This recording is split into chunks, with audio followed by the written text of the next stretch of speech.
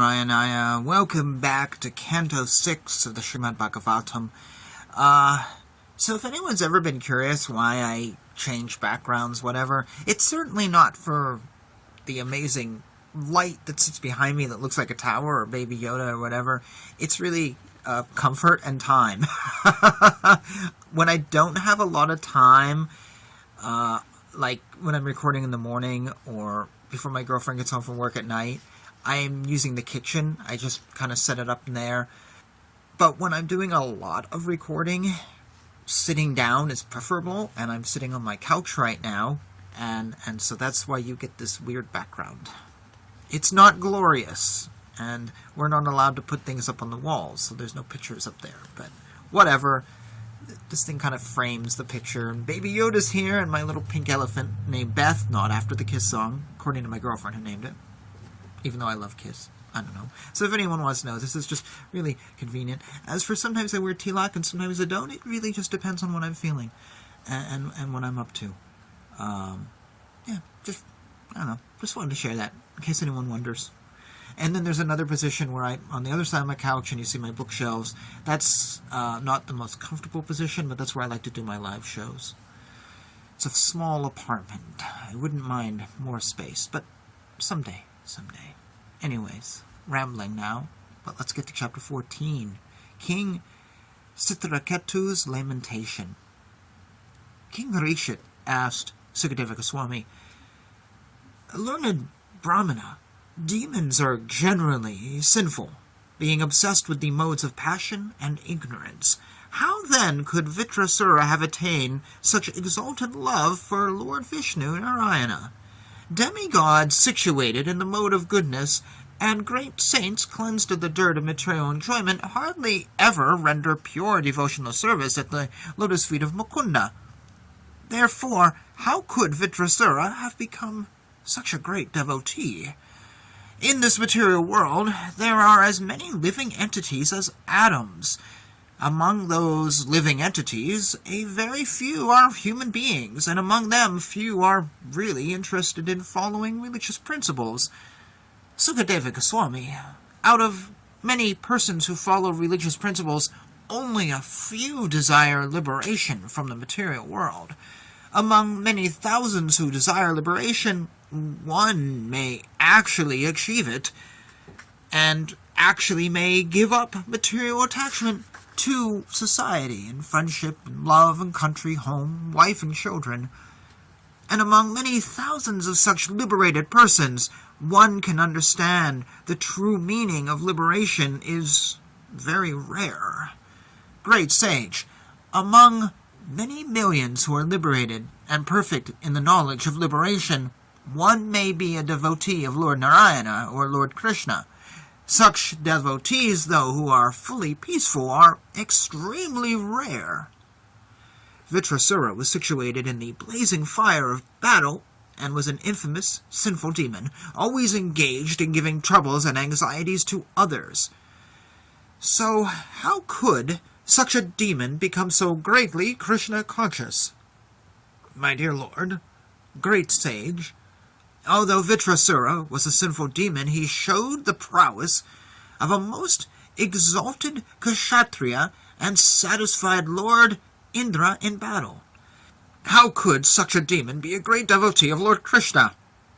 These contradictions have caused me great doubt, and they have made me eager to hear of this from you."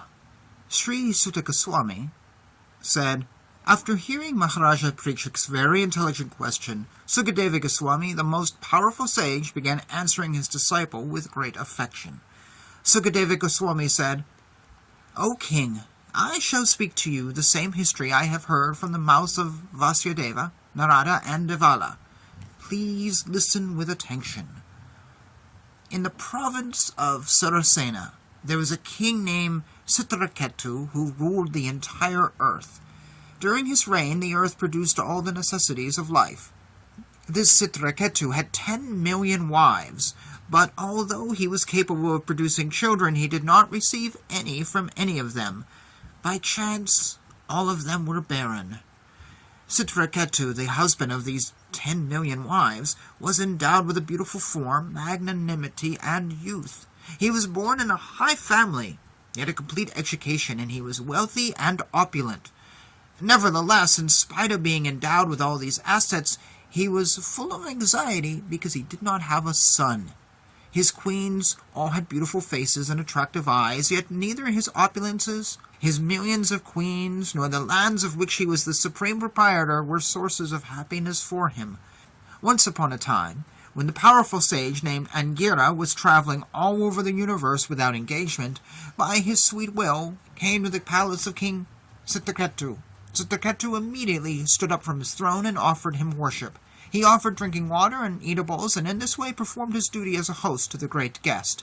When the rishi was seated very comfortably, the king, restraining his mind and senses, sat on the ground at the side of the rishi's feet. When Citraketu, bent low in humility, was seated on the lotus feet of the sage congratulated him for his humility and hospitality, and addressed him, saying the following: "My dear king, I hope that your body and mind and your royal associates and paraphernalia are well. When the 7 properties of material nature are in proper order, the living entity within the material elements is happy. Without these 7 elements, one cannot exist. Similarly, a king is always protected by 7 elements: his instructor, his ministers, his kingdom, his fort, his treasury, his royal order, and his friends. My king, O Lord of humanity, when the king directly depends upon his associates and follows their instructions, he is happy. Similarly, when his associates offer their gifts and activities to the king and follow his orders, they are also happy. Great king, are your wives, citizens, secretaries, and servants, and the merchants who sell spices and oil under your control? Are you also in full control of ministers, the inhabitants of your palace, your provincial governors, your sons, and your other dependents? If the king's mind is fully controlled, all his family members and governmental officers are subordinate to him.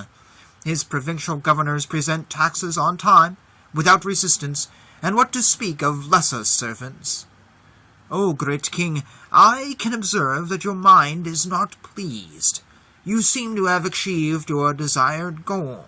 Is this because of you yourself, or has it been caused by others? Your pale face reflects your deep anxiety." Thus spoke the sage. Although the great sage Angira knew everything, he inquired from the king in this way. Thus King Citraketu, desiring a son, bent low in great humility, spoke to the sage as follows. The king said, "O great Lord Angira, because of austerity, knowledge, and transcendental samadhi, you are freed from all reactions of sinful life. Therefore, as a perfect yogi, you can understand everything external and internal regarding embodied, conditioned souls like us. O great soul, you are aware of everything, yet you are asking me why I am full of anxiety. Therefore, in response to your order, let me disclose the cause. As a person aggrieved by hunger and thirst is not pleased by the external gratification of flower garlands or sandalwood pulp, I am not pleased with my empire, opulence, or possessions, which are desirable even for great demigods, because, you see, I have no son. Therefore, sage, please save me and my forefathers who are descending to the darkness of hell, because I have no progeny. Kindly do something so that I may have a son to deliver us from hellish conditions." Thus the king spoke, and in response to this request, Angira Rishi, who was born of Lord Brahma's mind, was very merciful towards him. Because the sage was a greatly powerful personality, he performed a sacrifice by offering oblations of sweet rice to Vedavyasa. The remnants of the food offered in the yajna were given by the great sage Angira to the first and most perfect among Citraketu's millions of queens, whose name was Citraketu. Thereafter the great sage said, "O great king, now you will have a son who will be the cause of both jubilation and lamentation." The sage then left without waiting for a response. Citraketu, after receiving the semen of Lord Shiva from Agni, conceived a child named Skanda. Citraketu, having received semen from Citraketu, became pregnant after eating remnants of food from the yajna performed by Angira.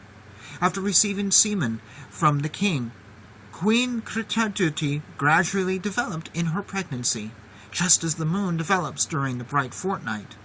Thereafter, in due course, a son was born. Hearing news of this, all the inhabitants of the state of Shirasena were extremely pleased. The king was especially pleased. After purifying himself by bathing and by decorating himself with ornaments, he engaged learned brahmanas in offering benedictions to the child and performing the birth ceremony. To the brahmanas who took part in the ritualistic ceremony, the king gave charity of gold, silver, garments, ornaments, villages, horses and elephants, as well as 60 crores of cows. As a cloud indiscriminately pours water on the earth, the beneficent king, to increase the reputation, opulence, and longevity of his son, distributed like rainfall all desirable things to everyone. When a poor man gets some money after great difficulty, his affection for the money increases daily. Similarly, when the king, after great difficulty, received a son, his affection for his son increased day after day.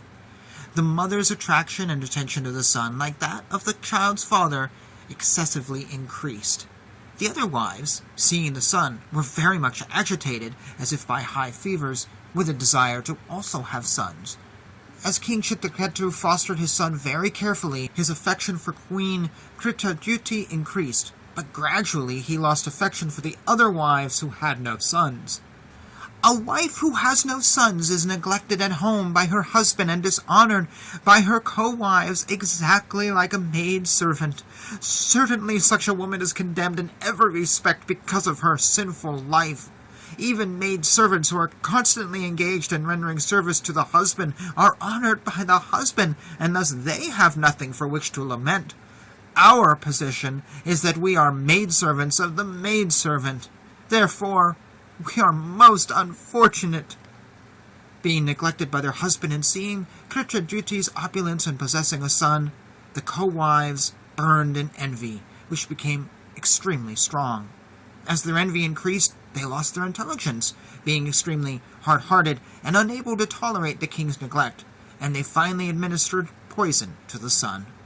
Unaware of the poison administered by her co-wives, the queen walked within the house thinking that her son was sleeping deeply. She did not understand that he was dead.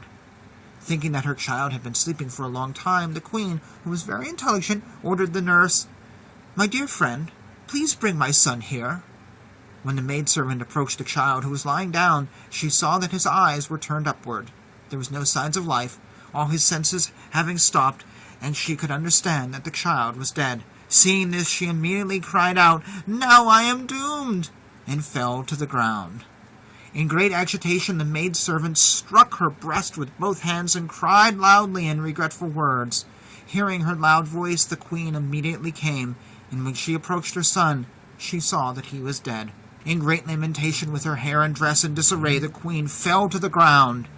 Hearing the loud crying, all the inhabitants of the palace came, both men and women. Being equally aggrieved, they also began to cry. The queens who had administered the poison also cried pretentiously, knowing full well their offense. When the king heard of his son's death from unknown causes, he became almost blind. Because of his great affection for his son, his lamentation grew like a blazing fire, and as he went to see the dead child, he kept slipping and falling on the ground. Surrounded by his ministers and other officers and the learned brahmanas who were present, the king approached and fell unconscious at the child's feet, his hair and dress scattered. When the king, breathing heavily, regained consciousness, his eyes were tearful, and he could not speak. When the queen saw her husband, merged in great lamentation, and saw the dead child, who was the only son in the family, she lamented in countless ways. This increased the pain in the hearts of all the inhabitants of the palace, the ministers, and the brahmanas. The garland of flowers decorating the queen's head fell, and her hair scattered. Falling tears melted the collyrium on her eyes and moistened her breasts, which were covered with kumkuma powder. As she lamented the loss of her son, her loud crying resembled the sweet sound of a kanari bird. "Alas, O Providence, O Creator! You are certainly inexperienced in creation, for during the lifetime of a father you have caused the death of his son, thus acting in opposition to your creative laws. If you are determined to contradict these laws, you are certainly the enemy of living entities, and you are never merciful. My lord, you may say that there is no law that a father must die in the lifetime of his son, and that a son must be born in the lifetime of his father, since everyone lives and dies according to his own fruitive activity. However, if fruitive activity is so strong that birth and death depend upon it, there is no need of a controller or God. Again, if you say that a controller is needed because the material energy does not have the power to act, one may answer that if the bonds of affection you have created are disturbed by fruitive action, no one will raise children with affection. Instead, everyone will cruelly neglect their children.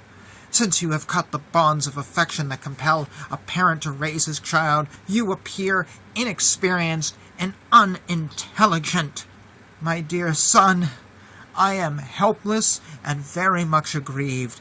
You should not give up my company. Just look at your lamenting father. We are helpless because without a son we shall have to suffer the distress of going into the darkest hellish regions. You are the only hope by which we can get out of these dark regions.